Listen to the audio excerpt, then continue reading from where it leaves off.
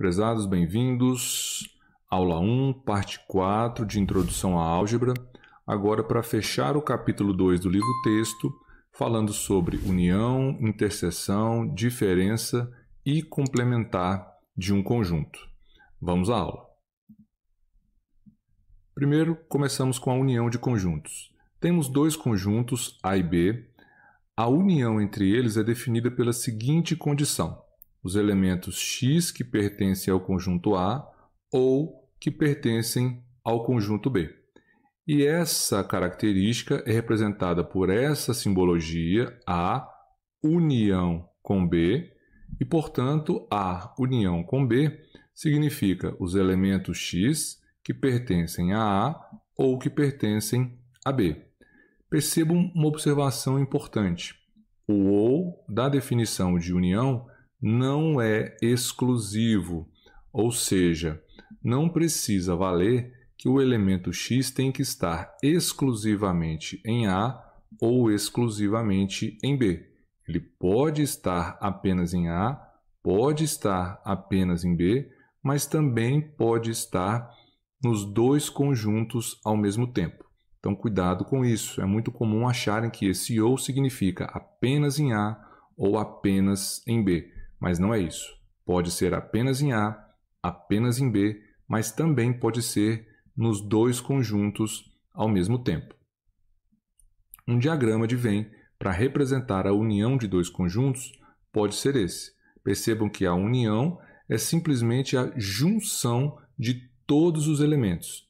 Todos que estão só em A, todos que estão só em B e também todos que estão nos dois conjuntos ao mesmo tempo. A junção de todos os elementos dos dois conjuntos é que nos dá a união desses dois conjuntos. Aqui alguns exemplos. Se o conjunto E é formado pelos números 2, 3, 4 e 10, e o conjunto F pelos números -1, 0, 2 e 3, a união entre eles é a junção dos elementos de E e F. Percebam que os elementos que se repetiram, obviamente, vão aparecer apenas uma vez na união. Dois outros conjuntos, E e F, a união entre eles é, mais uma vez, a junção de todos os elementos de E com todos os elementos de F. E e F, a união também gera todos os elementos dos dois conjuntos. Percebam que, nesse caso, o conjunto E é formado pelos elementos A, B e C, e esses mesmos elementos também são elementos do conjunto F. Portanto, a união entre os elementos resultou no próprio conjunto F. Essa é uma das propriedades da união de conjuntos. Vou listar aqui várias propriedades, dentre elas a relativa à última letra do exemplo anterior. A união de dois conjuntos tem as seguintes propriedades. Unir o conjunto com ele mesmo resulta no próprio conjunto. Essa propriedade é chamada de idempotente. Não importa quantas vezes a união de um conjunto com ele mesmo seja feita, o resultado sempre será o próprio conjunto. A união do conjunto com o conjunto vazio tem que ser claramente o próprio conjunto.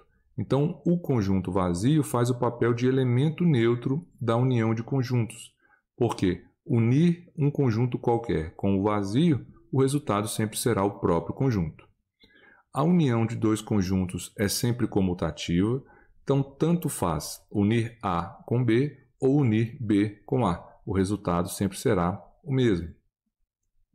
A união é associativa, ou seja, dados três conjuntos, unir o conjunto A com o resultado da união de B com C é a mesma coisa de primeiro fazer a união de A com B e o resultado ser unido com os elementos do conjunto C. Uma outra propriedade, que é a última letra do exemplo anterior, se A estiver contido em B, ou seja, se todos os elementos do conjunto A forem elementos do conjunto B, a união entre esses dois conjuntos é o próprio conjunto B. Coloquei aqui um diagrama para exemplificar. Percebam, o conjunto A está contido no conjunto B e a união desses dois conjuntos representa apenas o conjunto B. Lembrem que na primeira aula, e eu vou deixar um card para ela aqui, nós definimos que o conjunto dos números reais é dado pelos elementos que são racionais ou que são irracionais. Isso vai de encontro direto com a definição de união entre conjuntos que nós comentamos nos slides anteriores e, portanto, o conjunto dos reais pode ser também reescrito como a união entre o conjunto dos racionais e o conjunto dos números irracionais, ou seja, um número é real quando ele é racional ou quando ele é irracional. Já a interseção entre conjuntos é representada por A interseção com B, nós lemos A inter B ou A interseção com B, e é definida como os elementos X que pertencem a A e que, ao mesmo tempo, também pertencem ao conjunto B. Eu coloquei aqui as 3 formas possíveis de interseção entre conjuntos, que são as seguintes. Quando cada um dos conjuntos tem uma parte que é comum aos dois, que é, nesse caso, a parte em destaque, é exatamente essa parte que representa a interseção. Percebam que os elementos que estão nessa parte são elementos do conjunto A e, ao mesmo tempo, são elementos do conjunto B. Nós também podemos ter o caso onde o conjunto A está contido no conjunto B. Então, a parte dos dois conjuntos que faz parte dos dois ao mesmo tempo é exatamente o conjunto A. Então, nesse caso, quando o A está contido em B, a interseção entre eles é o próprio conjunto A. E temos também a possibilidade desses dois conjuntos não terem nenhum elemento em comum. Nesse caso, a interseção entre eles é o conjunto vazio, ou seja, não existe elemento que esteja em A e em B ao mesmo tempo. Quando acontece esse caso, os conjuntos A e B recebem um nome especial. Quando a interseção entre dois conjuntos é vazia, nós definimos que esses dois conjuntos são também chamados de disjuntos. Então, conjuntos disjuntos são aqueles que possuem interseção vazia. Agora, alguns exemplos de interseção entre conjuntos. Conjunto J e conjunto K, os elementos que estão nos dois conjuntos ao mesmo tempo são -1 e 0, concorda? Então, a interseção entre J e K são os elementos -1 e 0. Já nesse novo exemplo, J e K, percebam que não existe elemento que está nos dois conjuntos ao mesmo tempo. Portanto, a interseção entre eles é vazia. Já nesse novo caso, J e K, percebam que E, F e G, elementos de J, também são elementos de K. Então, nós caímos naquele caso onde um conjunto está contido no outro. Quando um conjunto está contido no outro, a interseção entre eles é exatamente aquele conjunto que está contido, que é J. Portanto, a interseção entre J e K é o próprio conjunto J.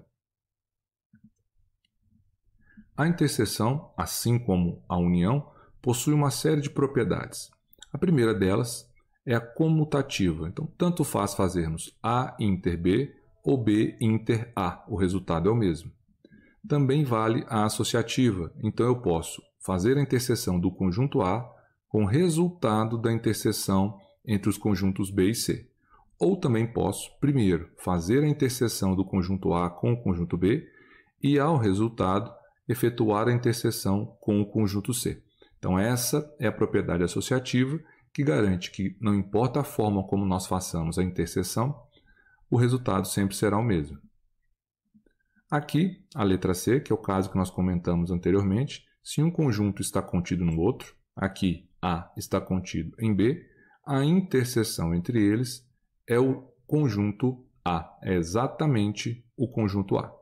Para finalizar, a interseção entre qualquer conjunto A e o conjunto vazio é o próprio conjunto vazio, porque percebam, como o conjunto vazio não tem elementos, não tem sentido procurar um elemento que esteja ao mesmo tempo no vazio e no conjunto A, já que o vazio não possui elementos. Então, não existe elemento comum para esses dois conjuntos, logo a interseção é vazia. Aqui, uma questão para treinarmos a utilização tanto do diagrama de Venn quanto das definições de união e interseção. Em uma prova discursiva de álgebra com apenas 2 questões, 470 alunos acertaram apenas uma das questões e 260 acertaram a segunda, sendo que 90 alunos acertaram as duas e 210 erraram a primeira questão. Quantos alunos fizeram a prova? Então, nós temos uma série de informações e queremos trabalhar essas informações para determinar quantos alunos fizeram a prova.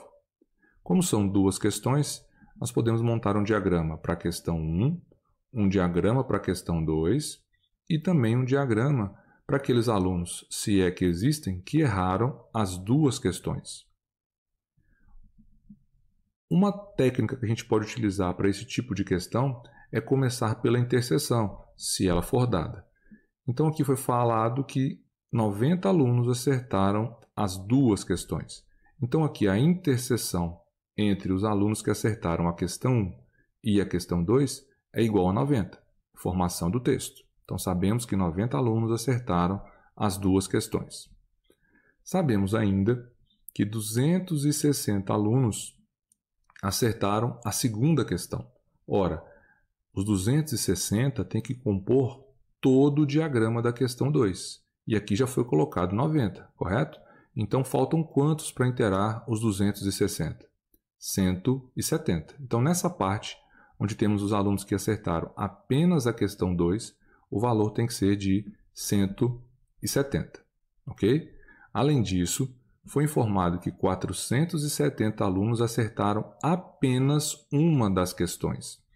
Onde estão os valores aqui no diagrama dos alunos que acertaram apenas uma das questões? Ora, aqui nós temos os 170 que acertaram apenas a questão 2 e aqui vai aparecer o valor dos alunos que acertaram apenas a questão 1.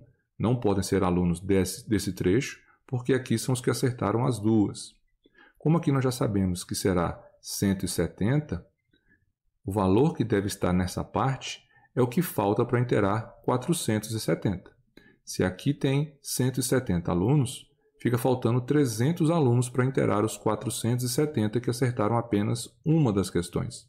Então, aqui o total tem que ser de 300 alunos. Então, nós temos essa forma de representar: 170 e 300. Sabemos ainda que 210 alunos erraram a primeira questão. Ora, quais são os alunos aqui que nós já temos encontrados que erraram a primeira questão? São os alunos que acertaram apenas a questão 2. Então, 170 alunos com certeza erraram a questão 1. Mas o total de alunos que erraram a primeira questão é 210. Então, significa que essa diferença entre os 210 e os 170 são aqueles que, além de errarem a primeira questão, também erraram a segunda questão. Então, são aqueles que erraram as 2 questões. De 210 para 170, temos uma diferença de 40 alunos. Portanto, foram 40 alunos que erraram as 2 questões. O objetivo era encontrar quantos alunos fizeram a prova, ou seja, é a soma desse total de alunos. Portanto, 300 mais 90 mais 170 mais 40, totalizando 600 alunos que fizeram a prova, ok? Agora vamos falar de diferença entre 2 conjuntos. A diferença entre 2 conjuntos A e B é o conjunto formado pelos elementos que estão no conjunto A e que não estão no conjunto B. Matematicamente, A menos B é o conjunto dos elementos X que pertencem ao conjunto A, mas que não pertencem ao conjunto B. Então, se temos 2 conjuntos e queremos saber um menos o outro, basta descobrirmos quais elementos que estão em um conjunto e que não estão no outro. Nesse caso, A menos B são os elementos que estão no conjunto A, 1, 2, 3, e que não estão no conjunto B, 2, 3, 4 e 5. O único elemento que está no conjunto A e que não está no conjunto B é o elemento 1. Então, A menos B é igual a 1. Aqui, o conjunto A é formado pelos elementos A e B, e o conjunto B formado pelos elementos A, B, C, D e E. Desses, percebam que não existe elemento que esteja em A e que não esteja em B. Portanto, a diferença entre A e B é vazia, porque não existe elemento de A que não esteja em B. E a definição de complementar de B em relação a A. Temos dois conjuntos A e B, onde obrigatoriamente o B tem que estar contido em A. Isso acontecendo, denomina-se o complementar de B em relação a A, indicamos por essa notação ou essa, o conjunto A menos B, ou seja, os elementos que estão em A e que não estão em B. Como o conjunto B tem que estar contido no conjunto A para ter sentido a definição de complementar, nós temos o seguinte: o complementar de B em relação a A é exatamente essa parte do diagrama dos elementos que estão no conjunto A, mas que não estão no conjunto B. Percebem? Então, dado o conjunto B contido em A, essa é a parte que representa o complementar de B em relação a A. Percebam que esse complementar é o que falta para o conjunto B se tornar todo o conjunto A. Sendo assim, se um elemento X pertence ao complementar de B em relação a A, percebam que esse elemento pertence a A, mas não pertence a B, já que o complementar de B em relação a A é dado pela diferença entre A e B, os elementos que estão em A e que não estão em B. Então, a gente pode dizer o seguinte: se X está no complementar de um conjunto, ele não pode estar no conjunto. De outra forma, se ele está no conjunto, ele não pode estar no complementar desse conjunto. Exemplo: aqui eu tenho o conjunto A e o conjunto B. Perceba que o complementar de B em relação a A, ou seja, o que falta para o conjunto B se tornar o conjunto A? Apenas o número 1, percebe? Então, o complementar de B em relação a A é igual ao conjunto formado apenas pelo número 1. Já que quando eu tenho dois conjuntos iguais, A e B, o complementar de B em relação a A é vazio. Por quê? Não há necessidade de adicionar nenhum elemento no conjunto B para que ele se torne o conjunto A, porque ele já é igual ao conjunto A. Nesse outro caso, A e B, o complementar de B em relação a A é o próprio conjunto A, porque como o conjunto B é vazio, o que falta para o vazio se tornar o conjunto A? Ora, todo o conjunto A. Quando não houver dúvidas em relação ao conjunto universo, o complementar de um conjunto pode ser representado assim: complementar do conjunto A. E vai significar o seguinte: um elemento X pertence ao conjunto A se somente se ele não pertencer ao seu complementar. E também, se o X pertencer ao complementar, obrigatoriamente ele não pode estar no conjunto A. E esse complementar tem algumas propriedades. Sendo o conjunto A contido em U e também o conjunto B contido em U, que é o universo, percebam que o complementar do universo é vazio. Por quê? Óbvio, né? O complementar do universo é o que falta para o universo se tornar o universo. Nada. Portanto, o complementar dele é vazio. Por outro lado, o complementar do vazio é todo o universo, porque o que falta para o vazio se tornar o universo? Todo o universo. Em outras propriedades, é que o complementar do complementar de um conjunto A é o próprio conjunto A. Coloquei um diagrama aqui para exemplificar. Temos o conjunto universo e o conjunto A contido no universo. Nessa parte em destaque, nós temos o complementar do conjunto A. Então, o que é o complementar do complementar? É o que falta para o complementar se tornar todo o universo. Percebam que o que falta para o complementar se tornar o universo é exatamente o conjunto A. Por isso que o complementar do complementar é igual ao conjunto A. E também percebam que a interseção entre o conjunto A e o seu complementar é vazia. Por quê? Não existe elemento que esteja ao mesmo tempo no complementar e no conjunto A. Esses dois conjuntos possuem interseção vazia. Em outras palavras, esses dois conjuntos são disjuntos, porque não possuem interseção. Para finalizar, a resolução de um exercício também sobre união e interseção e aplicação do diagrama de Venn. É o exercício 22 do livro-texto.